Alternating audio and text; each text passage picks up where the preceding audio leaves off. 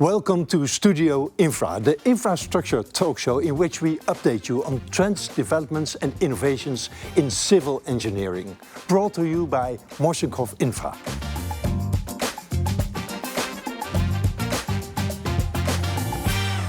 Our guests today are Gerhart, you are co-CEO and co-founder of ecoLocked. Giorgio Ponte, you are business development manager at ecoLocked. Mantijn Van Leeuwen, general director and senior LCA consultant at NIBE. And Klaske, Houtsma, you are self-owned sustainability consultant at Impulse. To kick off with you, Klaske, could you set the scene and tell us why are we talking about CO2 reduction again? Why is it such an important topic? Good question. I think that's a question that's sometimes forgotten indeed. Why is it an important topic and why do we talk about it so much? I think everybody can agree here that we try to make the future a bit better and that we want to live on a planet that's livable, not for us alone, but I guess also for the next generations. And generally we talk about these 2 degrees of the Paris Agreement, and actually the last ice age it was only 6 degrees less on average than we are now. So this 2 degrees that we try to aim for to keep our negative effects reduced is what we aim for. And we've met before, so I know what your motivations are, but we also have climate goals. Yes. There is no choice. Yeah. We have to get to these goals. Could you say something about that? And how can civil engineering contribute? Yeah, so I think construction, the whole sector as it is a very polluting sector in terms of CO2, but also in other environmental aspects. So that's why we need construction to innovate, to think of solutions like ecoLocked to reach those goals, to make a livable planet in the future. Okay, thank you for setting the scene. Steph, you are co-CEO and co-founder of ecoLocked. What exactly does ecoLocked do? So ecoLocked produces biochar-based CO2-negative concrete admixes. Biochar-based? Biochar-based, so these are admixes that can go into concrete or other building materials. The idea is really to lock carbon away from the atmosphere for very long periods of time and at the same time enable sustainable construction. Okay, and what exactly is your role at ecoLocked? I'm one of the co-founders and managing directors. So really I see my role two-folded. On the one side, I'm closely working with the customers to really understand their needs, their challenges, their goals, so that we can develop the best possible solution. Always, of course, in light of our ultimate mission, which is maximizing the positive climate impact. Yes. And on the other side, developing an ecosystem that really allows innovation, sustainable innovation to thrive and to scale up, because we need this climate impact fast. We need it near term, and for that we really need to work with other innovators, with associations, with the regulatory and normative environment to make this environment possible. Giorgio, what's your role at ecoLocked? Yeah, I'm a business development manager. So what that means is I am responsible for the partnership with the different SMEs that are willing to go a step further in the innovation, and especially in environmental innovation. In a couple of minutes we're going to discuss the innovation, the solution you have with you here on the table. Before we get to that, Mantijn, welcome. Could you first explain what exactly does NIBE do? Yeah, NIBE is a LCA consultant, and we've been doing it for more than 35 years, I think, now already. So we're one of the founding Dutch companies in the Netherlands. We set the scene, we set the system, we help build it, and we do a lot of consulting, and today more and more software development, because we're automating LCAs. So we do full automatic publications. And could you briefly describe what LCA is? Yeah, life cycle analysis. It's actually a scientific method to see the impact or calculate the impact of a product or a system. Throughout the full life cycle. You can cut it in pieces if you want, because it's a modular approach, so you can do pieces of your life cycle or the full life cycle. You have choices in this. And from the scientific community, it's a very practical tool to do scientific analysis of impacts.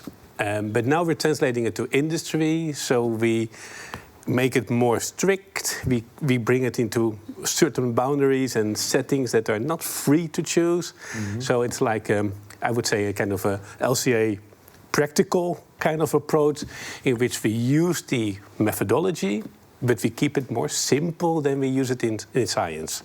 And what exactly is your role in this project? Because there's a connection between... Yeah, in this part I was asked by ecoLocked to assist them because there is an innovative technology. The boundaries that we set don't foresee those technologies, and I help them bring it in to translate it to the rules and how we make the fundamental choices. Yes. How would it apply to new technologies? Because it's not always that obvious to bring it into the system. The LCA, as you described it, is a worldwide...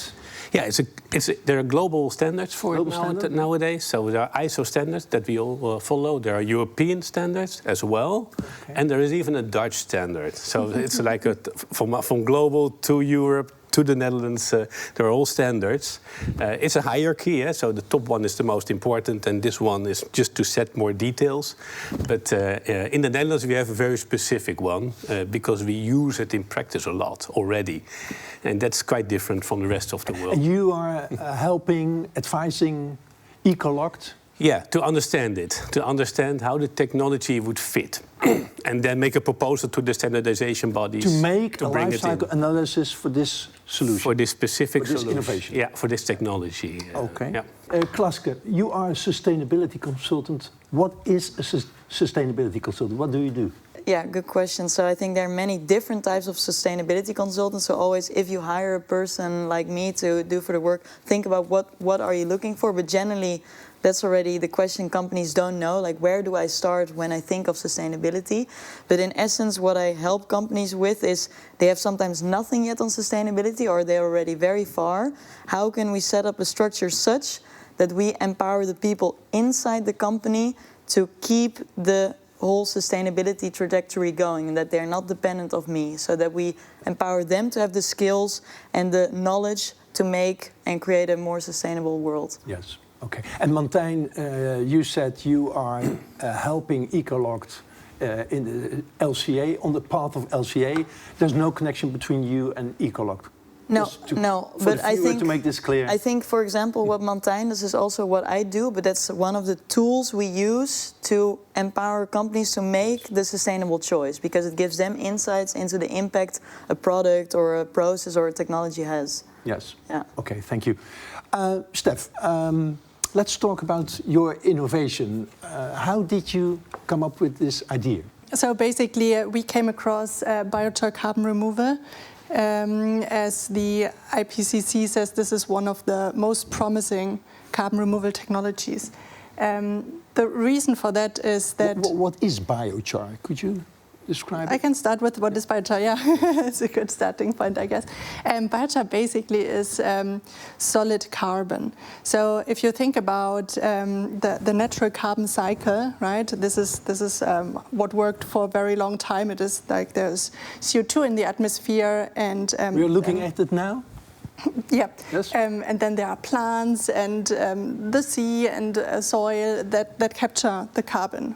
Like a tree, they do photosynthesis, and with that they take this CO₂, and the carbon out of the CO₂ is being stored within the tree. Yes. At the end of the tree's life cycle, like the tree either dies, it decays, or it is being burned.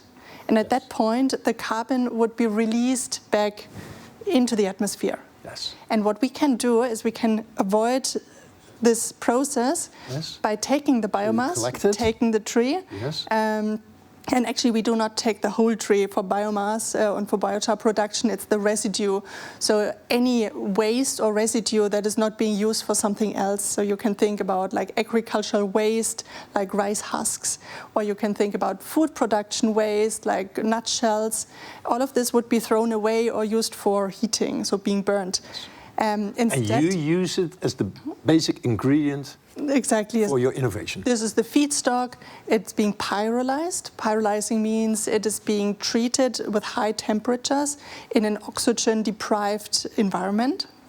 And with that, basically a part of that carbon that was in the tree or in the residue of the tree is basically stabilized into a solid form. And this is the biochar. Okay. And is that the product that's in that box over there? Yes, so we further refine the biochar. Yes. To turn it into an admix so that the construction industry can use it. Because a challenge with this material is that depending on the feedstock, whether you use like wood or manure or sewage sludge, they all have chemically and physically very different properties. And so it's very difficult for any industry really to handle, a product that is so versatile. And your role in the chain, are you supplying this material, or are you supplying a finished product like that? We are producing the admix, so a refined form of this one. Yes. That we then. And you're a supplier to the industry. That we then exactly sell to concrete producers to produce the actual products. Okay. And how did the market respond to that? So quite well, I would say. We're now in a phase where we are releasing the first finished products with companies. So the first assessment of the market was, on the one hand, to understand if there were producers of concrete products interested, and then to basically use their intel on the market demand to see whether there was a demand from end customers, and it showed that there was.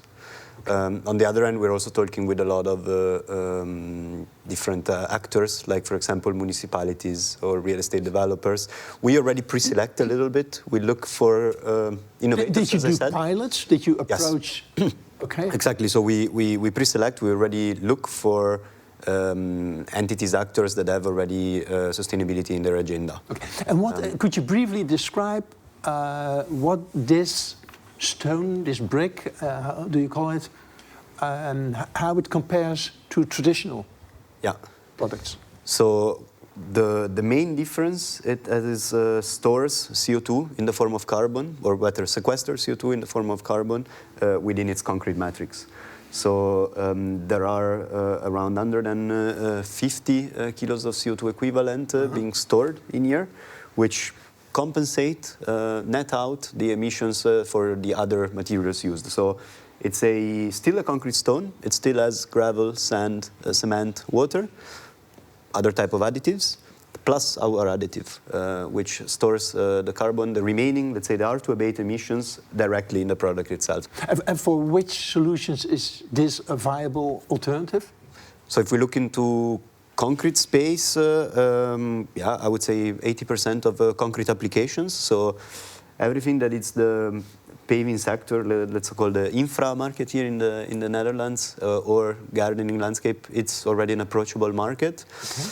We are also getting a certification for structural use, so for load-bearing applications. And I wonder if you could give me an honest answer to the question, are there any disadvantages? Are there any reasons where you shouldn't use this product because it's not as strong as alternatives, or other things you should think of before you decide to use this? Yeah, so I think one needs to be honest, and you always have to prefer first reduction measures. So the first thing, and this is also logical, so if you have a very highly emitting concrete, then you should first do, maybe with Klaske, an assessment of what can be first reduced, what can be first optimized, yes, and then use our material as a second measures, only after you have already optimized your concrete. Well, what are the first results of municipalities or other customers who have applied this stone? Yeah, so far we have done some projects like paving of interiors, for example, of buildings or road adjacent to buildings. And the stones have already been several months outside with no difference compared to the standard stones. You need time, you need years to see what the result is. how the performance is. I mean, I think in theory you can test everything, right? Because like there are laboratories who fast track this testing, so they basically simulate a lot of winters and summers. What have you seen? So in all of the trials, like we have our own lab in which we do a lot of trials, but we also try with external testing institute like Kiva, for example, Kiva Laboratory here in the Netherlands, and everything indicates that the performance of the stone is identical to the conventional concrete, really, and that's what we need, right? In the end, we need a stone and a material that performs exactly the same as before, where there are no like limitations or quality reductions, just with a different CO2 footprint. Yes, that needs to be the end goal. Okay, thank you, Mantijn. Do you see barriers in the attitude, the acceptance of innovations like this or other innovations in the market? The standard doesn't recognize it, so it also won't recognize that you can store biogenic carbon products for a long time and claim a carbon removal.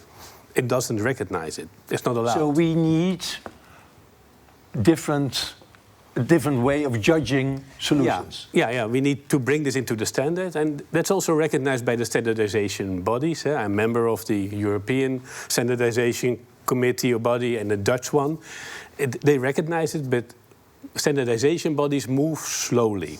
So we set goals, we have climate goals, but the rules they will change in time. Obstruct for now. The innovation. For now. And they go in 5-year cycles, these standards. And so in the next cycle, it's coming up, they will incorporate carbon removal technologies. Okay. It's on the agenda. We know it will happen. But it will take another 3 years before it's in. So I think we need to sit together with all the experts and consider what we think of the technology. Do we recognize it? Do we accept it? Is there consensus? And then we should apply a temporary rule. Something for 3 years to cover the period up till the next revision of the standard, with full acceptance and consensus, like we do it in standardization bodies always. We have to come to a shortcut for the meantime. Could you explain briefly what could that shortcut be? The results of LCAs are published in EPDs, Environmental Product Declarations. So those are communication standards to communicate the results.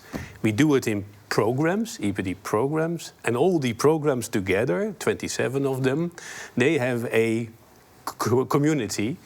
And there we could bring it up and see if all the programs would agree, we can accept that rule, all of us.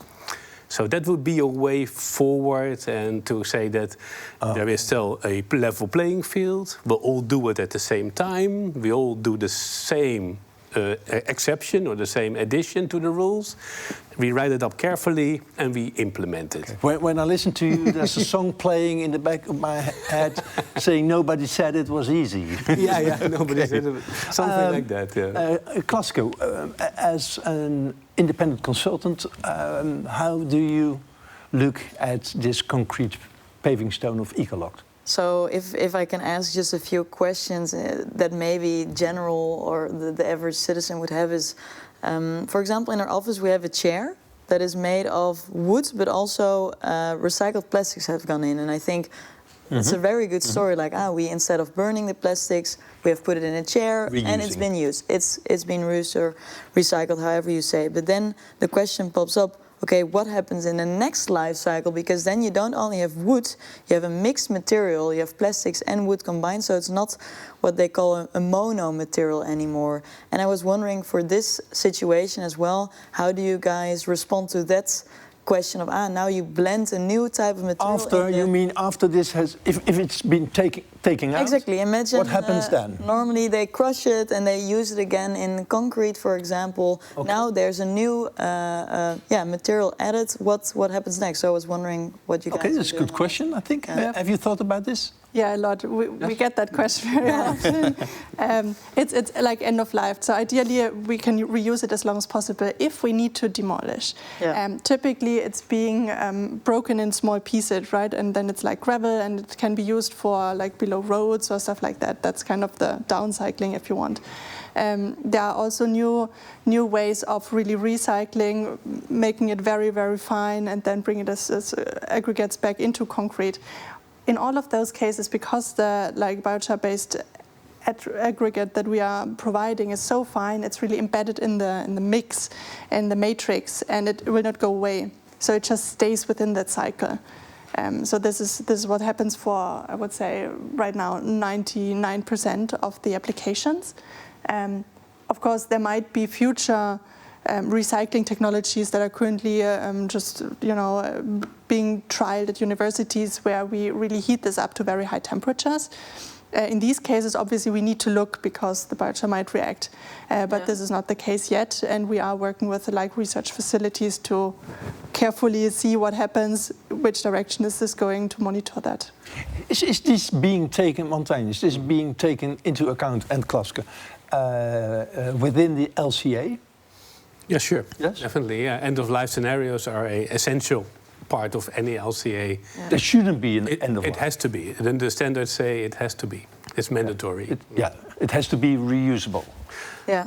Is that what you mean? Yeah? Well, it doesn't have to be. Ideally, yes, because ideally you have the product right and all the energy has been gone into making the product. So you want that product to stay or being used as long as possible. I think that's also what Steph is saying. Yes. And if you have a product that's maybe the lifespan is very little, it only is used for a year, and then at the end of life, instead of it being reused, it's burned, for example, it can have a completely different environmental impact than if it's recycled or reused. Yeah. Yes, so it doesn't need to be, but if it doesn't, it impacts the LCA score?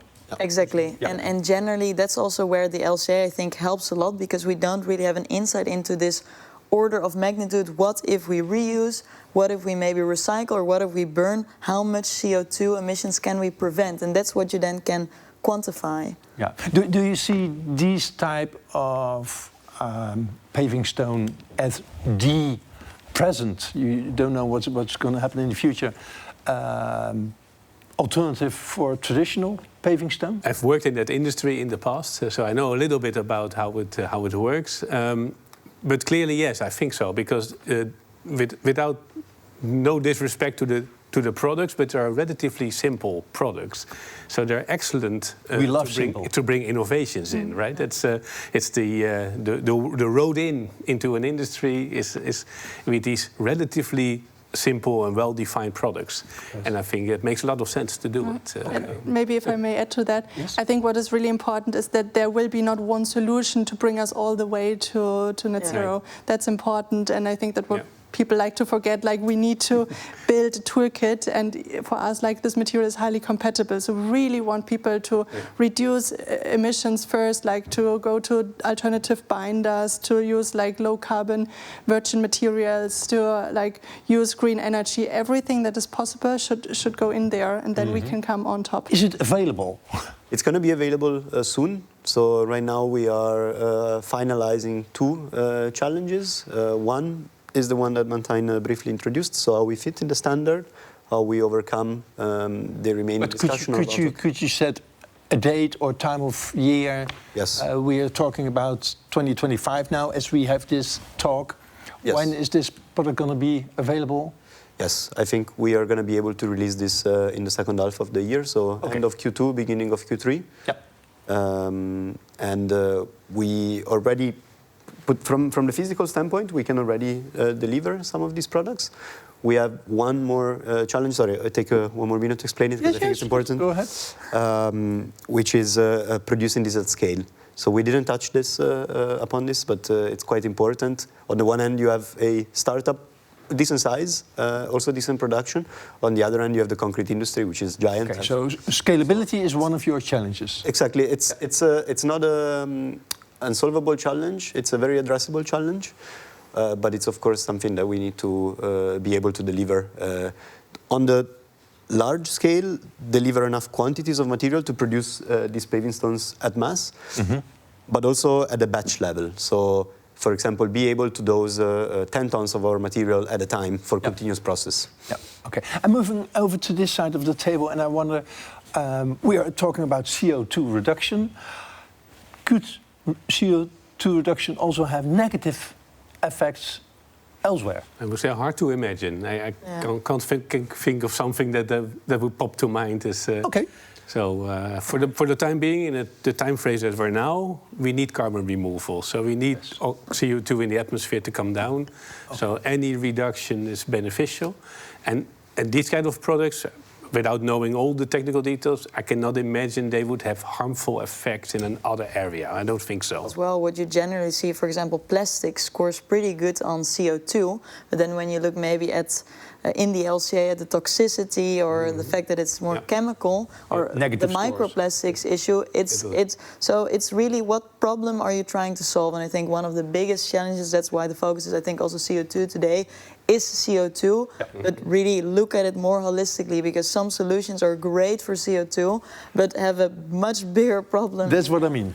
So this holistic view of taking also other aspects of the environment. Okay, and when you look at this solution, you're not saying, okay, it's good to reduce CO2, but bad on... As I think, maybe I speak only for myself, I think it's not a chemical toxic thing that you add. It's let's say bio-based. So Yes. I think also here what's interesting to mention is that in the Netherlands you have to demonstrate compliance for every application that you put in the soil. You have this bodemsluitkwaliteit, I think it's BSB, which assesses specifically other contaminants, right? So we've done already tests to see whether concrete with our material inside would release any type of contaminants in the soil, and no, all the values are way below the permitted threshold. So there are no side effects aside from the positive of CO2. Probably this is a very Dutch question I'm going to ask you. Is this more expensive than traditional solutions? Could you say something about it? Yes, it is at the moment more expensive. I think one main reason is the scale. So we have to first drive up the demand. We can drive up then the volumes consequently. So it's more expensive now, but it's going to be cheaper when you produce more. That's economic principle. More cost competitive. It will be cheaper. Cheaper than standard grey pavers. It could be only in the moment there are some mechanisms like either an incentive or a better incentive for greener solutions or a penalty for more pollutants. And Klaske, we all know why we should do this. And I think when you use solutions like this, it's being used for 50, 60 years At or least, more. hopefully. Yeah, you're the experts. Yeah. I imagine that if it's more expensive, you are talking about a small difference in the future apart from the CO2 impact. Well, I think the question that I know if it was up to you, price wouldn't be an issue. I think companies also or institutions need to be financially sustainable. So people always think I only care about positive impact, but I know the impact will not be made if there's not money at the end of the day. I think it's very important to think about who is paying now and who is paying also later. Because maybe now the rules of the game are not set such that indeed CO2 is being taxed. So then the more it's being taxed, the more actually cheaper this product is going to be. And you can look up on the internet that more and more CO2 taxes are being introduced, not only in Europe. So CO2 should be translated in money. Exactly. So actually there's this huge global organization, and the motto they use is really manage carbon like money. And that's really being pushed through the 200 biggest companies in the world to also trickle down into companies like these to make it more fair. Okay. Is that probably the biggest challenge you see in applying innovations? No. I think, yes, rules of the game are unfair, and the financial aspect, I think, especially here in the Netherlands, plays a role, but I think it all comes also down to telling a story about your product that just makes common sense. I think everything you tell here, the components, the USPs that you have on this, it should be known by the decision maker and by you as well. So, and I think that's where the decision makers are generally, you know, they hear sustainability, they think of recycling, for example. But as we see today, it's much broader. They need to know more about what are these things, and in order to make better decisions next to financial indicators, to take that into account, they need to know more, and they need to hear a good logical story behind. Yeah. What could be next steps in CO2 reduction in infrastructure? Do you see developments in other countries around us? Well, I think the Netherlands is doing pretty well with that. We do a lot with the LCA's, and we push for what they call the MPG. But still, I see a lot of decision makers don't even know what the MPG or the LCA or the MK for some of us watching, we are talking about LCA, life cycle analysis. You also called, you mentioned another abbreviation, and now the MPG. Yeah, so essentially what we try to do is we measure the environmental impact. But first, tell me what the MPG is. It's called Milieuprestatie Gebouwen, and in this indicator, all the LCA's, telling it simple, come together in one environmental cost indicator. So, for example, we say 1 ton of CO2, we say it's €2. 1 square meter of land used is €1, and that all adds up to one monetary number. And the lower this number, let's say, the better or the less negative impact this material or building has. Yes. Okay, and what can we prepare for? What's look ahead? What's the future? I hope that more and more people become equipped with the right knowledge and tools to understand, to make the right decision, because I think that's where generally I see goes wrong. You have great innovations like these. They just don't fall into the standard, and then they're excluded. Now the decision makers need to know what are really the things I need to decide on to better acknowledge also these type of companies. Yeah. Okay. But I think if you made this sector, that's we call it elementverharding in Dutch, so road paving solutions, is one of the most innovative sectors in the infrastructural world. And I think we're getting close to carbon neutrality with these products. How about the awareness of municipalities about these innovations? I think they all know it. They all know. We speak to all gemeentes and all provinces and all national road institutions like Rijkswaterstaat, and they all know it. They're all aware of what the environmental cost indicator means, how they apply it in their contracts, what kind of solutions are on the market and where they can get it.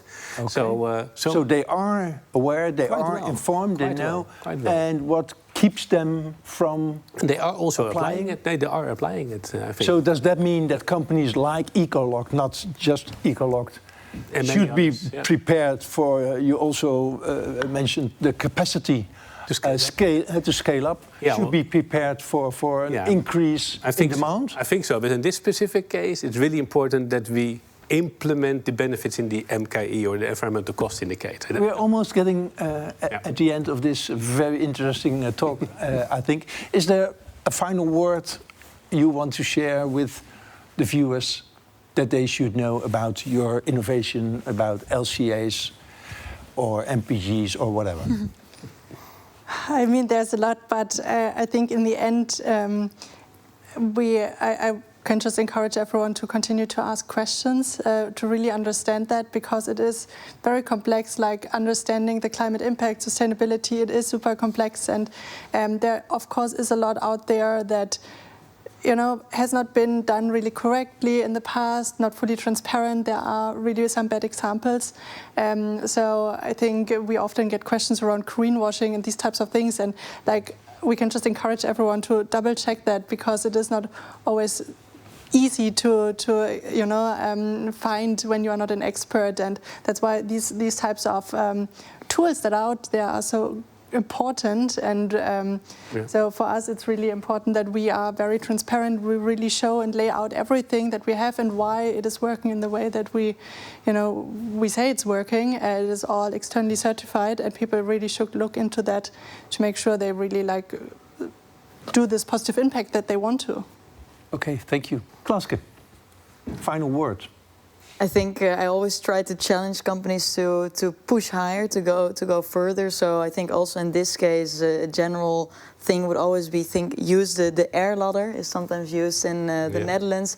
Try to push not only for maybe recycling, but really go to maybe the reduce or even refuse, not make a product. Can we create it as a product, as a service? So use the same material for maybe not 50 years, but 4 times, like maybe 200 Challenge years. yourself. So challenge yourself to rethink, to maybe use less and still get the same financial returns. Okay, dare to develop and dare to rethink. I think that's a nice conclusion of this episode of Studio Infra on CO₂ reduction and ecoLocked innovation. Today we've seen how smart technologies and sustainable materials can contribute to a cleaner and more sustainable infrastructure. Thank you to our guests in the studio for sharing their insights and inspiring stories. Thank you for watching this episode of Studio Infra. You can find all episodes of Studio Infra on our YouTube channel. Thank you for watching, and we look forward to seeing you next time.